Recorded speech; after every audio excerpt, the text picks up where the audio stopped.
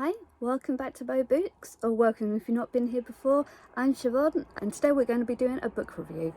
This book, I saw it in Waterstones, and I kind of looked at it a couple of times like, this looks like such an interesting cover, but do I want to read it? And I've been vibing fairy tales a little bit lately, and I kind of just went for it.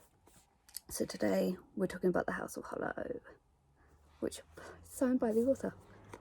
So, Krystal Sutherland, sir. I know Paulina just reviewed this, and I'm sorry that I've got the signed copy and you haven't. So, House of Hollow, we'll start with what it's about. So, it's about three sisters, Gray, Vivi, and Iris. They were celebrating Hogmanay, or New Year's Eve, in Scotland. They were walking down the street in Edinburgh. It got to midnight. Their parents turned to each other for a kiss, and the three girls disappeared.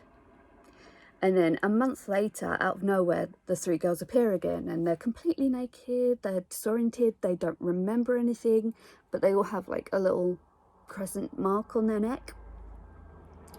Otherwise, they're fine. It's just that, you know, they spend all their time together, they sleep together, touching each other at like pulse points and stuff.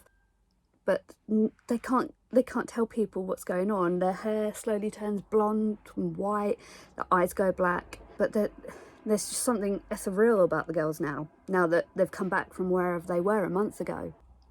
It starts when the Iris, the youngest sister, is narrating the story. It starts when they're 10, and she remembers this moment that someone broke into their house because they were so amazed by the fact that these three girls had come back from wherever they'd been.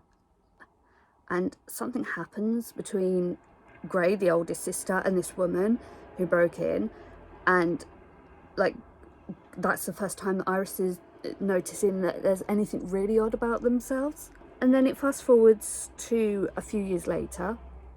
I think Iris is 16 or 17 at the time. So Gray and Vivi have both moved out. Gray has been a model, and now she owns her own fashion house. That's the word. Vivi is a bassist in a rock band. She's very girl power. She's very kind of alt punk, if that's a thing. But yeah, she's very like tenacious as well. But Iris has always enjoyed science and maths, and she likes being the good girl and staying home and doing all the studying. But she's still so close to her sisters. So when Vivi's doing a gig in London, she decides to go. Her sister meets up with her there. They're expecting Gray, but Gray never shows. And then at the same time, Iris is haunted by this man who, it's almost like a minotaur, but he's wearing a minotaur head. Like, my first thought, it's really immature, when I saw it was like, oh my god, that's Cubone. She's being hunted by a human Cubone from Pokemon. Because I don't grow up. That kind of helped me not get too scared of the thing that's going on. And it's someone that Gray is aware of as well. And as Iris and Vivi start trying to hunt her down, they're looking in her flat in London, they're looking in her old bedroom at home, they're looking in all these places for their sister. And they can't find her at first, but they are finding very strange things like carrion flowers and ants and like weird moss and all sorts of stuff that it's kind of ethereal, and the girls themselves are ethereal. And you know, this discussion about how her fashion line always has something kind of fey about it, with antlers and runes and hidden compartments and messages stitched into the corset boning and stuff like that. So like, they're very aware of how their older sister is, but they can't quite link everything together until they start talking about a fairy story that Gray used to tell them about this other world that you could travel to if you knew the right way to do it. So they kind of explored the idea of whether this door actually exists. And as they're going through and they're finding out more and more, they're starting to question a lot about who they are and what they are and how they came to be so different after they came out of wherever it was they were when they were children, this hidden place. And I won't go too far into what happens, but it's like the depth of her language is so poetic. It's almost like lyrical as you're reading it, and it's got this really great mix of like eeriness but also beauty but realism at the same time, which made it so enjoyable to read. Sometimes it got a little bit descriptive. There's this moment where with Iris, she's got an ant crawling out of her scar, her crescent shaped scar, and like she's popping something that pulls more ants out, and I actually felt really sick reading it, but it built up the atmosphere so well for the story. And yeah, like I kind of had an idea early on what they could be and what could have happened in certain situations, but I didn't guess everything, and some things weren't answered. Like you find out kind of what happened in that month and where the girls went in that month, and yeah, other things connected to it, but it still didn't quite get to the what they are, just where they came from, where the scars came from, all this sort of stuff. So yeah, like as much as I loved it, and I did, I kind of had a book hangover afterwards, and I was like, I'm going to read something that's kind of familiar, because that's the only way I'm going to get through it. Otherwise I was going to have such a bad book hangover.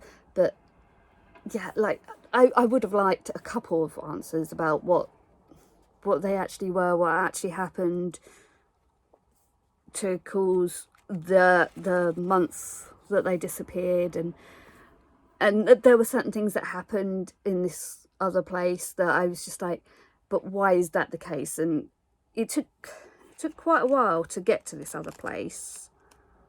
This is the story leading up to the other place, that like all the details that build up to the place where they're going to end up, and this is the rest of it. So, you know, what happened in that place and then coming back out again. I felt like it could have been so much of a longer book, just exploring some of that a little bit more, but the build up was so good as well. Yeah, I would still rate it like 5 out of 5. I did on Goodreads, but it was a little bit like, I need to know more answers. Like, I hope there's another book just so I can have more answers, you know, or see what happens as a result of what's happening in the epilogue. The epilogue builds onto like what comes next, but then it cuts off, and I'm just hoping that that's a sign that they're going to go into a sequel. So we'll see. So I think that's all I've got to say about this, really, because my brain just kind of read it and went, whoa.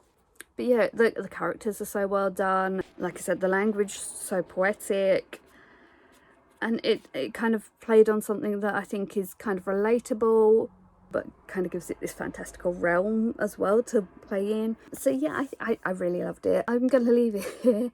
I would love to know what you guys thought about House of Hollow. It is a beautifully told book, but I'm sure other people have had the kind of questions I have about, you know, how the whispers came.